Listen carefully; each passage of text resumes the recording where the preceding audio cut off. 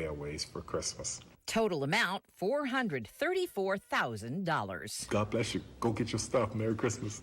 Deborah Rodriguez, CBS News.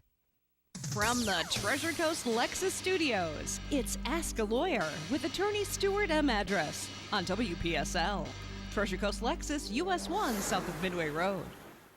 Around Town Magazine, 41 years in publishing. On the cover, Who But a Woman? Renee Mottram-Doss, CEO and Lisa Field of Renar Homes, introducing Morningside Community. On the back cover, Sunshine Furniture, featuring the Tommy Bahama Gallery. The 41st Home and Gardens features interior design with K. Hovnanian Homes, Reynolds Ranch, Hampton Cove, Beachfront Man, Habitat for Humanity, Agler Kitchen Bath and Floors, Doris Clements Interiors, Coastal Flooring, and Saturdays Interiors. There's 55 plus living, 5-star senior living, the Palms of St. Lucie West, and Your Life of Stuart Memory Care. Plus theater at the Kravitz, Sunrise, and Riverside Theaters. New Life Addiction Treatment Center now open. The Neuropsychiatric Addiction Clinic. Health 2018. Jupiter Medical Center. Shriners Hospitals. Home Care America. The Breast Care Center. Anti-Aging with Alan Durkin MD at Ocean Drive Plastic Surgery. A salute to culinary chefs from Renato's Banyan 320, Southern Pig and Cattle Company, and Charlie's Neighborhood Bar and Grill. Around Town Magazine, power-packed with Stewart Jewelers, Kumon Math and Reading Center, Lotus Gunworks, Safari One Fishing, Acock Funeral Homes, and much more. Pick up your copy today. Shop now for your new Lexus from Treasure Coast Lexus. Shop now if your current lease is coming to an end. Come take a test drive in a beautiful new Lexus today, like the sporty 2018 Lexus IS 200T. Take it home and pay just $279 a month. Choose the 2018 Lexus ES 350 or maybe the NX 300, both with payments as low as $319 a month. Don't miss great lease offers on America's safest vehicle, the 2018 Lexus RX 350. Lease it now and pay just $439 per month. All leases are for 36 months with 10,000 miles per year with approved credit, plus tax tag and $39.99 due at signing. Be sure to stop by Treasure Coast Lexus and see the all-new 2018 Lexus LS 500. Come take a test drive and experience the Treasure Coast Lexus difference. Experience amazing. Treasure Coast Lexus, US 1, south of Midway Road, Fort Pierce. Online at treasurecoastlexus.com. This is WPSL Port St. Lucie. The opinions on this program are those of the program host and guest and not necessarily those of WPSL. WPSL does not endorse products that may be mentioned. Any reproduction or retransmission of this broadcast is strictly prohibited without written consent of WPSL. Legal questions? Ask a lawyer. Give us a call at 340-1590, 340-1590 here at the studios of WPSL. And Ask a Lawyer with your host, attorney Stuart M. Address. Good morning, Treasure Coast. This is Ask a Lawyer, and I'm Stuart Address. You can reach me at 772-340-1590. Give me a call. Let's see if I can answer some of your questions, or maybe we can chat about some of the topics that we've been talking about over the last several weeks, or today's topic we're going to continue about disability accommodations. And hope you've all had a very nice week, a little cool at times. Hope you are looking forward to a nice weekend. Well, what are we going to do? We left off last week talking about disability accommodation under the Americans with Disabilities Act and the Family and Medical Leave Act and workers' compensation. And we left off basically where an employer has to assess a request for an accommodation on a case-by-case basis.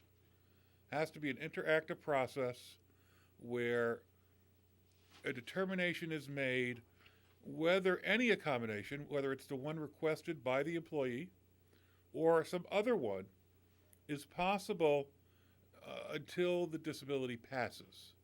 So we're really talking about temporary disabilities. And if the employer is able to make an accommodation, it must, unless that accommodation or any accommodation would present an undue hardship. We talked a little bit last week about what that means, and we look at how much it's going to cost the employer, how difficult it is, is it going to make the employer have to hire new people, and all those things factor in as well to whether or not any requested accommodation is reasonable. So let's talk about the next part of where we really were last week, which is, what about time off? What about if temporarily there is really no accommodation that can be made? They can't change how much you lift, or they can't change how often you're sitting at your desk, or how often you're on the road driving if you drive a truck, let's say. What if the only real accommodation is time off? Does the employer have to give you time off? And the answer is yes. Again, unless it will create an undue hardship. So when we assess the issue of time off, we look at a few things. First of all, paid leave, unpaid leave. The employer has to treat you the same way it treats any other employee, whatever the employer's policies are. If you're allowed 15 days of paid PTO time, you're entitled to take those days paid. The employer cannot insist that you take time off unpaid. What happens if you run out of your PTO time, or if there is nothing like that with the employer? Then we're talking about unpaid leave. And does the employer have to give you that unpaid leave? Again, yes. If it is reasonable, if it is not going to present an undue hardship.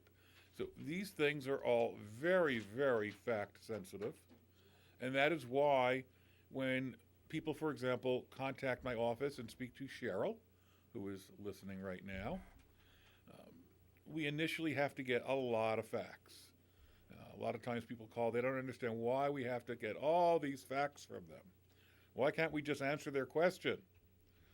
The problem is, I don't know how to answer the question until I really can assess what is the disability, what is the reasonable accommodation that's being requested or offered, what is the employer situation in terms of, can I sort of figure out whether it's going to create an undue hardship? How viable or how strong of a claim does this person who's calling me have? And very often, Cheryl will spend 20 minutes on the phone with somebody before she then comes into my office and plops down with a legal pad and starts telling me all these things. And then I ask her a few other questions. I didn't ask that. That's okay, Cheryl. Don't worry about it. And I said, well, either, I can give a semblance of an answer without it. It's not really that necessary. Or I can't answer the question. I can't determine whether or not we should offer this person an opportunity to come in for consultation until I know certain other things, because they may be determinative as to whether or not there's an opportunity for a reasonable accommodation.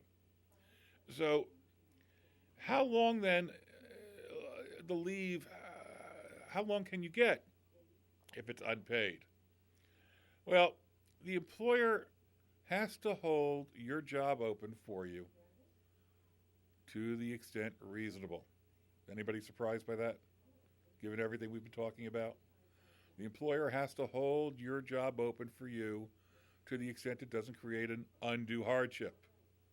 Now, there are probably 1,000 cases or more defining undue hardship. There may be 2,000 cases or more defining reasonable accommodation. Why? Because when all these cases are litigated, they all have different sets of fact patterns. And so the judges, just like the attorney like me who initially assesses a case and whether or not to take on a representation, the judges have to now assess, and usually a jury in a trial level matter. And then what happens is all these cases they're on appeal. Okay, either the employee or the employer is appealed, and now you have an appellate judge, usually in the Federal Circuit Court of Appeals, usually where they end up, assessing everything, the record from the trial court, and having to make a determination based upon all those issues as to whether or not reasonable accommodation, undue hardship. And so there is a body of law that, honestly, no attorney can know it all. Even if all you do is disability discrimination and accommodations under the Americans with Disabilities Act, Title VII of the Civil Rights Act. You can know the essence of the law. You can be really, really familiar with it because you do it all the time. But when you are dealing with law that is fact sensitive, you can never be certain when you get an unusual fact pattern. And that's where the research comes in. Well, and I can imagine there's variation with the size of the company, the type of the business, the training of the individual. What is reasonable? Those things factor in tremendously, because the larger the company, the less a $1,000 expense for an accommodation is an undue hardship. If it's a solo practitioner, $1,000, depending upon what they earn, might be an undue hardship. Or if it's a solo practitioner and you're the only other employee and you need 3 months off, well, they've got to hire somebody. It may not be reasonable to expect that your job will be kept open for you. Under those situations, the employer letting you go may not be discrimination or retaliation. It may be reasonable. So all those factors are absolutely critical.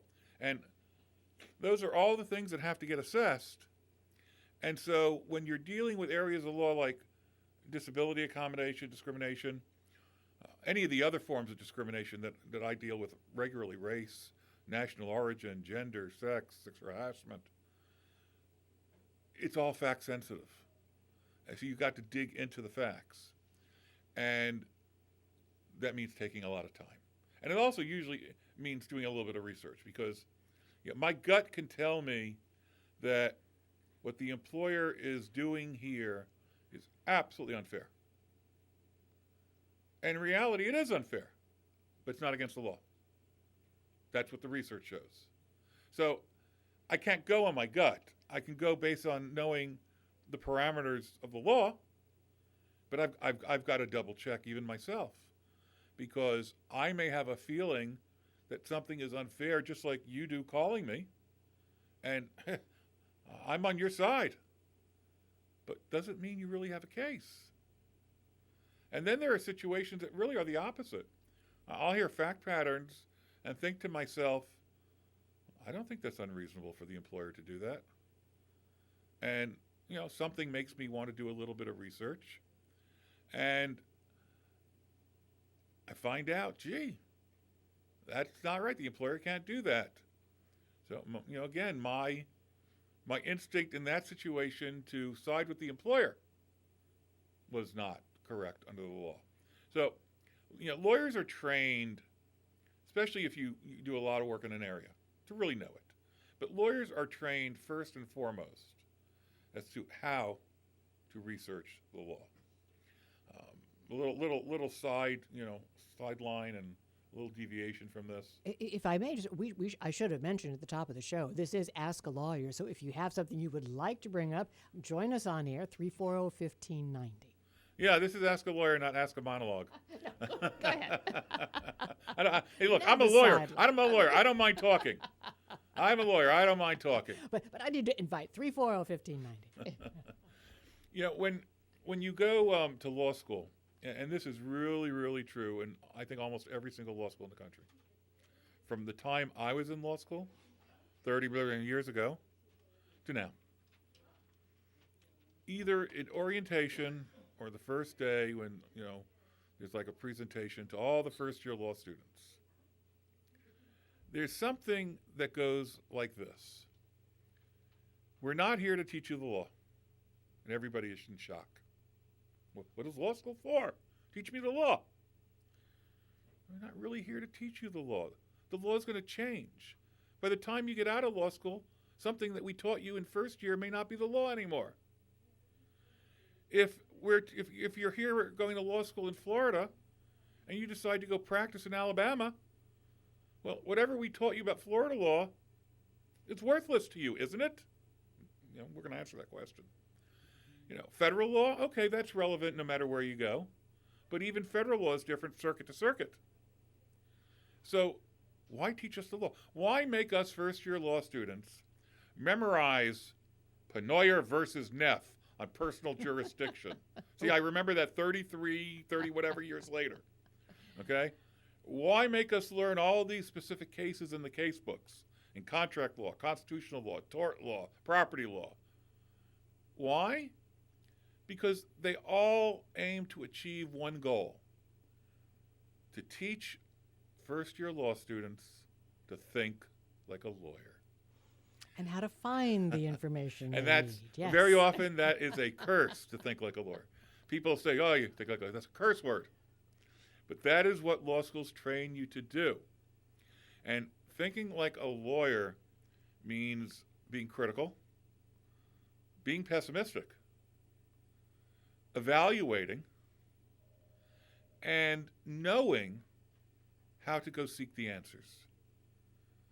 So it's not as simple as teaching research. It's more, how do you research an issue?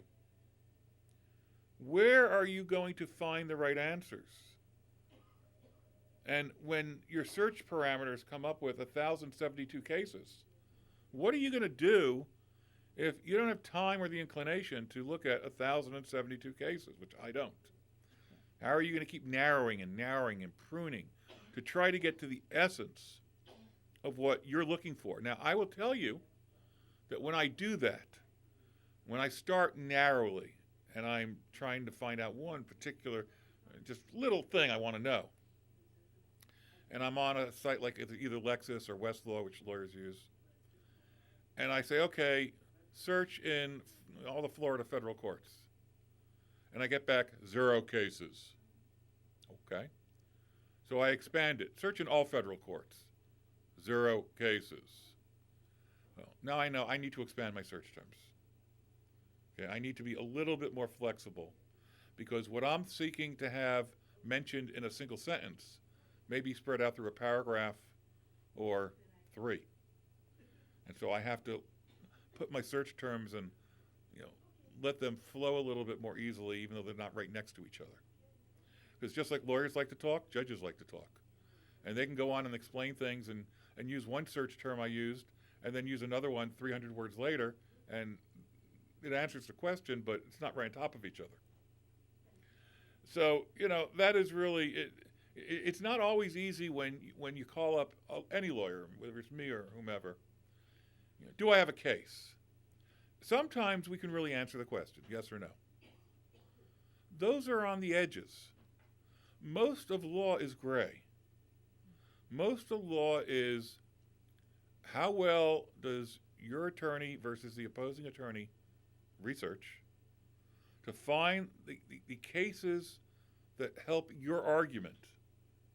Because there's always going to be cases out there that say the other thing. And there have to be previous cases. You can't just go on, this is what happened, and this is you can, and that's a case of first impression. And those are really, really tough for an attorney who wants to take on a case on a contingency fee, because the risk is extraordinary. And now we are going to listen to Carl on line 1. Carl, how are you? I am fantastic. How are you, sir? I'm doing good. How can I help you? I have a contractor issue, and I don't know if I have any legal ways of proceeding here. Let's try to figure it out. I had a roof. I signed a contract to have my roof replaced back in June, and it's still not finished. They started it later than they said they would, and now it's almost finished, but no one answers the phone. I've called and no one's replied. I've emailed the office, no one's replied. I've got all this material laying in my yard, in my driveway, and I just can't get them to come and finish the work that they started. And have you paid in full, or is there money still owed? There's no. I have paid up to this point. Okay. So okay. Right. So I don't owe them anything as of now. All right. This is a fairly common situation. I hear this all the time about a contractor, I've heard about the roof too, but I've heard it in other situations where, a patio or a screen enclosure or whatever is almost done, and now, the contractor has gone radio silent. And it's a problem. So what I usually tell people to do, I suspect you've tried to call and call and call. Maybe you've left voicemails. Yes. Okay. I would emails, voicemails, text messages. All right. Emails and text messages are good because they're setting a record that can be proven. It's one of the first things I tell people. And I suspect that you haven't gotten any answers to your emails or your text messages. Correct. All right. The next thing I would do before you have to go to a lawyer, as opposed to ask a lawyer, I would send them a certified letter. So you get a return receipt. You can prove not only was a text received, not only was an email, but here is an actual letter that was sent. Basically, and I would say you're in breach of contract because they are in breach. A roof that starts in April or May and it's now December, no, that's not the normal course of business. So they are in breach. That's what I would say. I would say they're in breach. That if you don't hear from them immediately, you are going to take appropriate action, which might include, and I'd put this in the letter, which might include hiring another company to finish the roof and then suing the first company for the extra cost that it probably will entail over what your contract price was. That was my question. You just answered whether I could hire somebody else to finish the work. But what you want to do before you do that and possibly have to file a lawsuit, even if it's a small claims lawsuit, you want to build your record. The texts and the emails are great. I would really suggest a certified letter. And this way, if they continue to ignore that, I think you are on fairly solid position hiring anybody else you need to hire to finish that roof before, there is a real serious problem. What would have happened if, we had a hurricane this season and you have a roof that is not fully structurally sound? Right. It could have been catastrophic.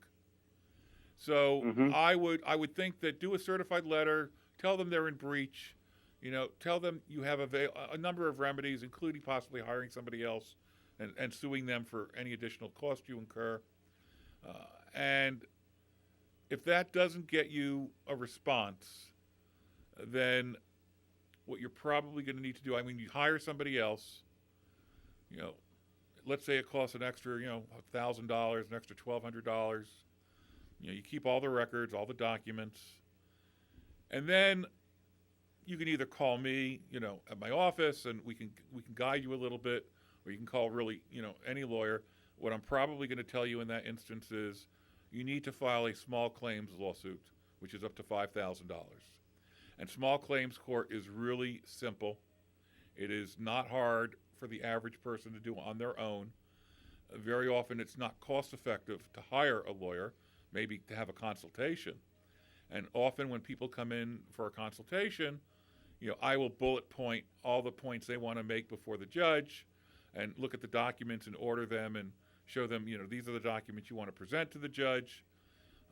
And that way they have a structure that they can use to go in on without actually having a lawyer by their side. Now, for those people who get really nervous about that and really want a lawyer, then my advice is this.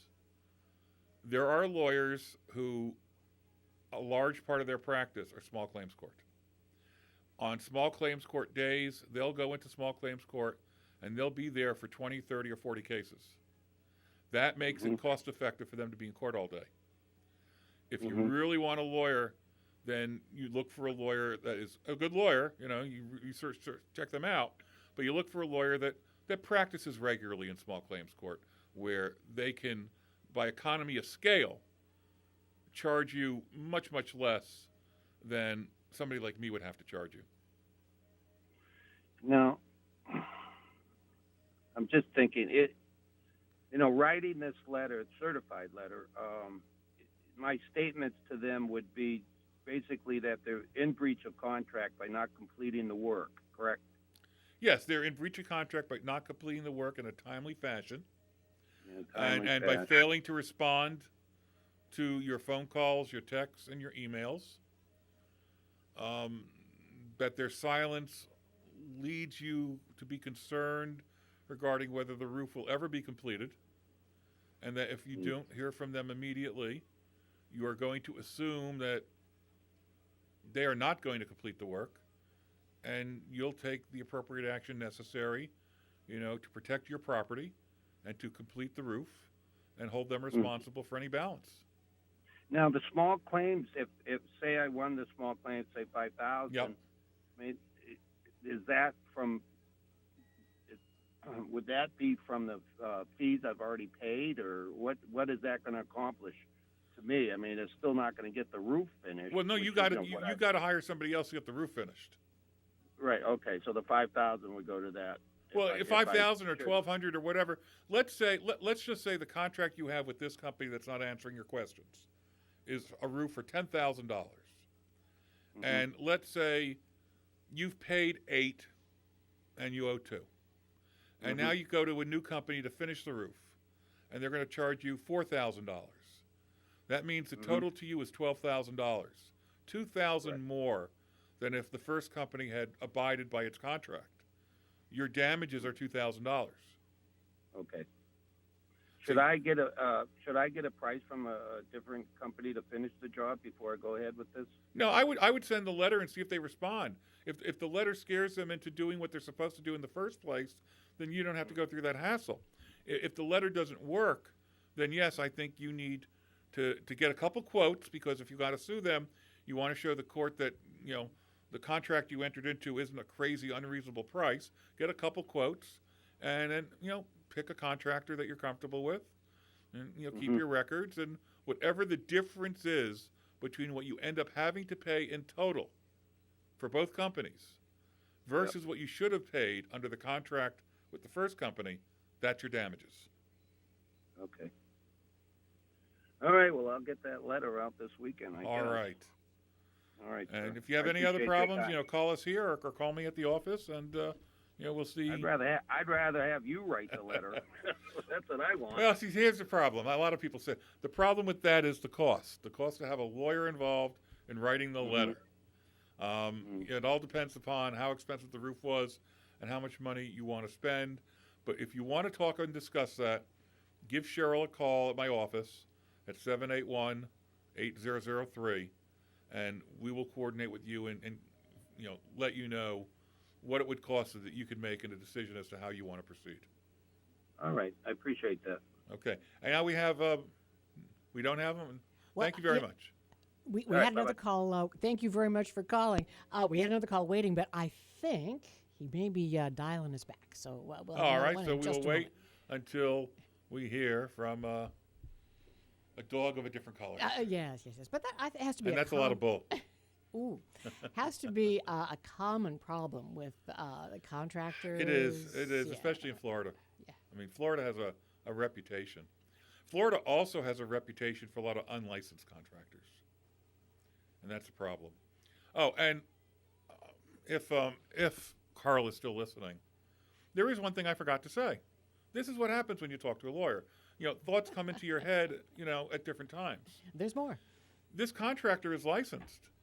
Report him to the Department of Business and Professional Regulation. They will start an investigation. They may fine him. They could suspend his license. And if you mention that in your letter, that might scare them. And if you even have to do it, you go to the website for the Department of Business and Professional Regulation, and there'll be complaint forms. Once they get notice of the complaint, they may be very eager to finish your roof. So, Carl, if you're listening. But yeah, contracting is a difficult proposition here in Florida. You really do have to do your research. Go on recommendations. It's not always easy. I know. Recently I built a pool. In my backyard, not in the living room. And I talked to 5 or 6 companies. And it wasn't just the price I was looking at, although that was certainly a significant issue. I wanted to sense how responsive they were to me, how much detail they were willing to put in ahead of time without getting any money in terms of working with me on diagrams and what would work, what might work, what ideas they had, how that would work with my ideas. And, I had one company that, sketched out something in pencil. It was nice. I had another company that gave me a computerized model printout in color with dimensions and everything. That was impressive. There's a difference. There's a difference in contractors. There's a difference in plumbers, in doctors, in lawyers, and oncologists, in everything. One of the stories I often tell people is, I'm a diabetic, and I had an endocrinologist for many, many years, maybe a decade, who I do believe is a good endocrinologist. And he was retired. I do believe he was a good endocrinologist. I don't believe that I thought he was good and he wasn't. I think he was a good endocrinologist. But he retired, and I had to go someplace else. And I learned the difference between a good endocrinologist and a superstar. Because a superstar has accomplished things that he was never able to accomplish, had ideas that were never suggested to me. And that is true with lawyers, too. Sometimes, and, look, I'm not a superstar in everything. Some things I am. I like to believe I am.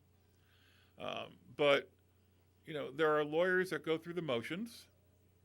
Then there are lawyers that go above and beyond. There are lawyers that only care about the dollar. And there are lawyers that care about the dollar because, you wouldn't want one who didn't care about the dollar, but practices law for other reasons as well. I mean, let's be honest. When I got out of law school, I was fortunate enough, given my grades and my standing, to go to New Jersey and work for one of the top 5 firms in size in the state. Okay? I then decided to change jobs after a few years, which is not uncommon. And I went to South Jersey and worked at the largest law firm in South Jersey, south of Princeton. Okay? The first firm was like almost 200 attorneys. The second firm was over 100 attorneys. They paid real well. If I was still with them, I'd be making megabucks right now. And I will get to Bulldog in just 2 seconds.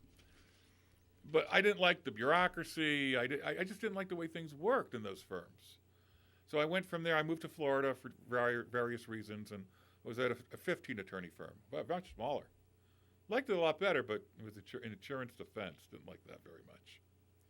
So I came here down to Stuart, and I ended up with one other attorney. It was a 2-attorney firm. That was wonderful for over a decade. That was the best fit. Okay? I made good money, and I got to do cases I enjoyed and got a lot of autonomy and authority. Time came, I opened up my own practice. I want to make money. I'm not going to lie to anybody. But if I wanted to make the best money, I'd be in a big law firm. I would not be a solo practitioner. But that independence and autonomy and just enjoying and what the you ability do. to go home when I want to go home and deal with my son and take care of my son. There's a lot to be said for it. Sure. All right, so we have Bulldog on line 1. Hello, Bulldog. Well, sorry I had to drop you one time just because some calls are more important than you, Stuart, but you're right there at number 2. I appreciate that. I won't ask who the first call was, but I hope it's a significant other. Well, no. It was a relative. All right, we'll leave it at that. Anyway, okay. Hey, Stuart, I had a question. Earlier in the show, you were talking about the making compensation or accommodations for disabled, right, or whatever. When you are on a contract, as a lot of people now are, and you're not a full-time employee, and you're living in an at-will state, can you then go after the person that contracted you or the job that you're doing? I'm not sure how that works. All right, let's... So, of course, you're going to do the exact thing I've just been talking about, which is add a fact that causes a wrinkle. Sorry. That's okay. That's what I'm here for. All right. First of all, if you're a contractor, are you a W-2 employee or a 1099? It makes a difference. If you're an employee, really an employee, then we go off of one branch. If you're a contractor that's paid 1099, you probably don't have rights. Okay? So let's assume you're an employee. Well, now one of the questions is, and one of the things I really didn't mention is, depending upon which act is applicable, the Americans with Disabilities Act, Family and Medical Leave Act, Workers' Compensation, they apply to employers that have a different minimum number of employees. So, for example, the Family and Medical Leave Act requires an employer to have 50 employees, within a 75-mile radius of where you work, so they have other offices. Workers' comp, I'm not really sure, but it's very, very small, 2 or 3. Whatever is required for an employer to have workers' compensation. I know I don't because I only have one employee. So Well, don't fall down, Cheryl. Okay, wait a minute. Okay. Okay, let me give you a certain scenario. Working for a consulting company on a W-2 to where they maybe have 8 people in the building, right? They're a pass-through W-2 contracting company or consulting company, Okay. right? And the people are scattered all over the United States. All right. Well, you're probably dealing more with the Americans with Disabilities Act, and since that is part of Title VII of the Civil Rights Act, it only applies to employers that have at least 15 employees. On site, or are W-2s Total. counted as employees? W-2s are counted as employees. 15, the equivalent of 15 full-time employees. So that could be 14 employees and 2 part-timers. Any combination, the equivalent of 15 full-time employees for any of the discrimination statutes under Title VII to be applicable. So if you had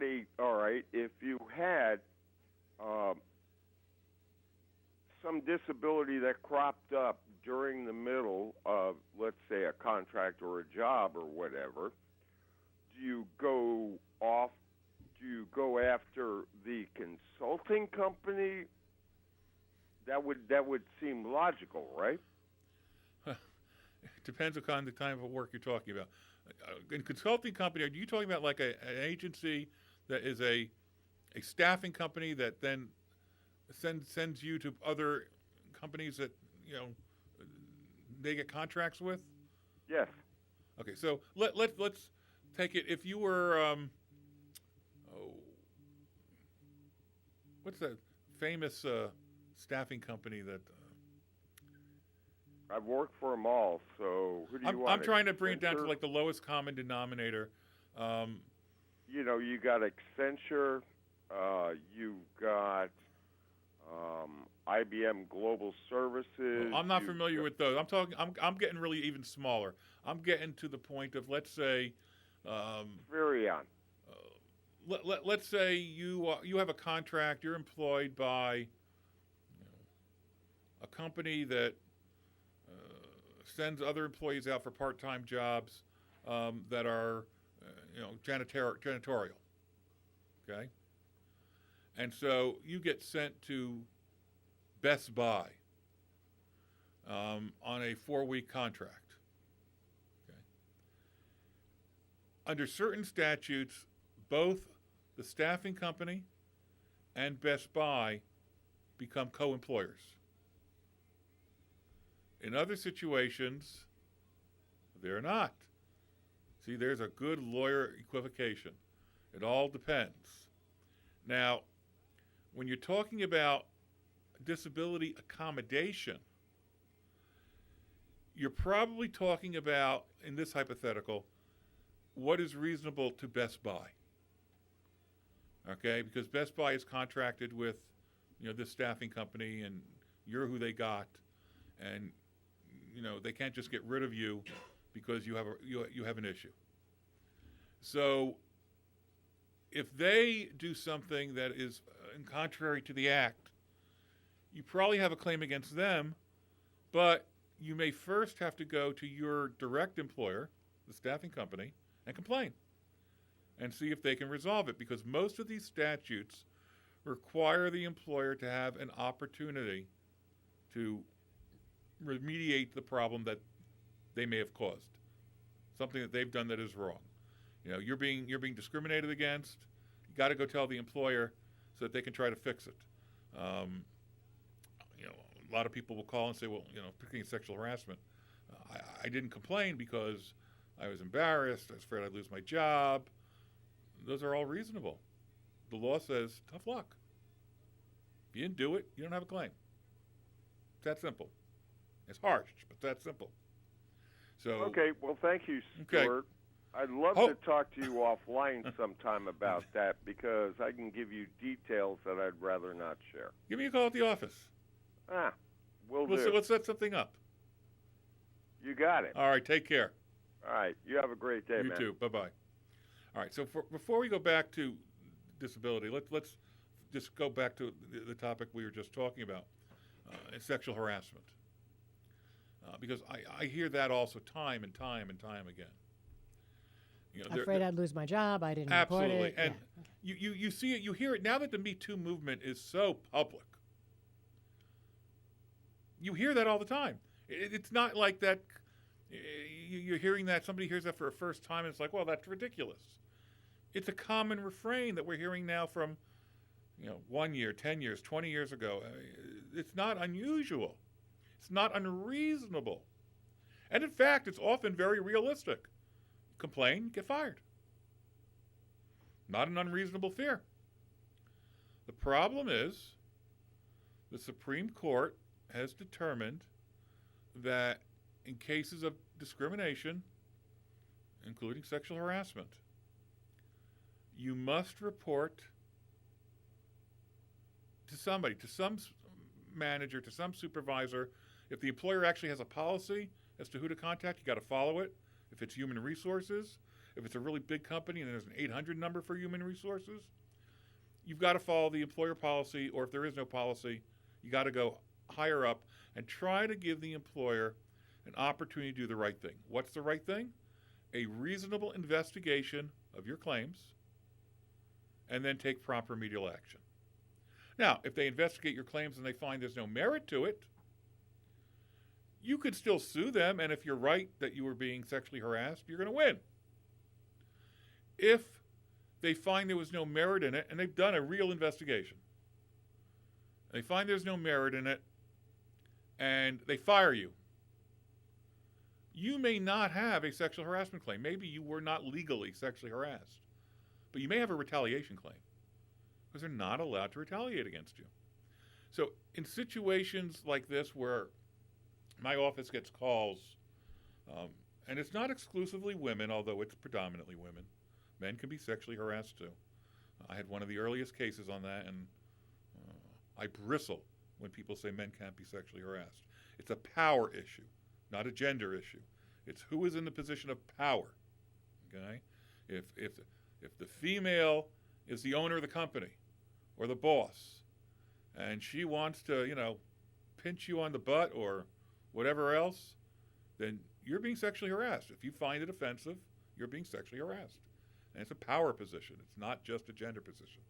But predominantly, it's women. Let's be honest. So my office will get calls about sometimes what sounds like horrific treatment. I mean, really bad. I mean, sometimes not so bad, but sometimes really bad. Have you complained? No. Why not? You know the answer. Well, I'm afraid. I'm embarrassed. Any sort of a number of those refrains. And, what we tell each of them as gently as possible is you've got to complain. Preferably in a written form. So it's not he said, she said. You don't just walk into HR and tell them, and now the issue becomes, did you ever really go to HR and tell them if somebody's going to get on a witness stand and lie? You send an email. You send a fax. You send a certified letter. You do something that is proof that you made your complaint. And in some ways, that very often will insulate you because the employer will now realize I better not do anything stupid. Yeah, there's something permanent here that has to be addressed. That they know what they're doing, and maybe I need to either stop this or investigate this, or if it's me that's doing it, I better mind my P's and Q's. Sometimes it doesn't work, and if it doesn't, well, that's when now we really do get involved, because if there really is a case there, if there really is discrimination, now we have them come in, we do a charge of discrimination, and we go through that whole process we start. And if there's retaliation, that becomes a part of it. So the fear about reporting can be very, very real, very understandable, and true. I say something, I get fired. You might be right. Unfortunately, the Supreme Court has said you must report. Now, I've said before in law, almost nothing is black and white. So when I say the Supreme Court has said you must report it, there are a couple of exceptions. And when will the exceptions apply? Depends upon the facts. So let's give you an example. You're in a company, your direct report supervisor is the owner of the company. He's the one doing the sexual harassment. Mm-hmm. Who are you going to report to? Yeah, who else? Yeah. Who else do you talk to? Yeah. Did you say no to him? Did you tell him stop it? I don't appreciate that. I don't like it. There's nobody else to report to. Do I, as a lawyer, still beg and hope and plead with you to send something in writing, an email, something, to show that you don't approve of this and you want it to stop? Yeah, as a lawyer, I do, because I'm looking ahead to a possible trial and trying to convince a jury, and I want the best ammunition that I can get. But sometimes people come to me and it's too late. They've quit. And I go, oh my gosh, you quit? Why did you do that? Because I didn't like being there. That's why. So I have to then look at the facts and say, is it considered constructive, termination, where you quit, but you quit under circumstances where you had every right to quit, and so it's really a termination. But sometimes people come to you, they come to you a little bit late, a little bit after you might have advised certain things being done, and you've got to work with what you've got. And whether it's sexual harassment, whether it's disability accommodation, whether it's getting the roof fixed, people come to you when they come to you. You might have wished they came to you 6 weeks earlier, but you can't control that. And so you work with what you've got. And it will factor in to my analysis as to whether or not to take on a case. If it's an hourly case, and I still believe you have a good case, it's just that the proofs may be a little bit he said, she said, and you're willing to go into battle like that, and you're willing to pay me, well, I'm going to do it. If I think you're going to lose, honestly, I'm going to tell you what I think. I mean, I do know there are lawyers out there who will just take on the client, and that's all there is to it. That's unfortunate, but there's bad apples in every profession. Particularly one in a very white house right now. I'm sorry. Sometimes I can't help myself. I keep saying, if Rush ever wants to call, I'll debate you. Open invitation. I know I'm a nobody compared to you, but you should be able to mop the floor with me then. All right. Anyway, you take clients where you get them, and if it's a contingency case where I might end up putting in literally 1,000 hours over 2 or 3 years, I've got to really evaluate that much more carefully. And most lawyers will not take on a contingency case unless, after having initially evaluated it, they look at it and think, if I were to try this case, given what I know right now, if I were to try this case to a jury, to 10 juries, would I win at least 8 times? Okay. You need to be that comfortable when you're going to be on a contingency case. So not having complained, not having something in writing, those become much more important to me when you're asking me to put in my time on the hope of getting a settlement or a judgment down the road. And your time and their money, too. Exactly. I mean, you have to be... Exactly. People have to know what the likely outcome is. Absolutely. So, you know, as with most of the topics I try to address, we never do finish them in 1 or 2 episodes because we go elsewhere, and that's wonderful. It's a continuing series. It's a continuing dialogue. So let's just finish up really quickly in the little time we have left, the leave issue. Okay. If you request leave, does the employer have to give it to you if they can make a different reasonable accommodation? No. Okay? Leave is an appropriate form of reasonable accommodation, but you don't get to pick it. If what you need because of a chronic illness that is, it's flaring up, and you need a month's worth of, being able to have access to the restroom, on short notice, and they say they'll move your desk really close to the restroom, and you're not really comfortable with having to use the public restroom all that many times, you'd much rather be at home. I sympathize, I can understand, I can relate, but it's probably a reasonable accommodation to move you closer to the restroom and give you, unfettered access to it without asking you how many times you're going. So leave is an appropriate, reasonable accommodation, but doesn't mean you get to pick it. If you go on leave, does the employer have to hold your job open? The general answer is yes, but again, as long as it doesn't create undue hardship. Now, if the employer has to fill your position, but you're ready to come back and they have an equivalent position, do they have to give it to you, or are you out on the street just because your position was filled? No, they have to give you the equivalent position if they have one. And if they don't, you're probably out on the street, because then they probably have not done anything wrong. So all these things lead to so many questions that we ask, and questions that people sometimes get frustrated with us on the phone even.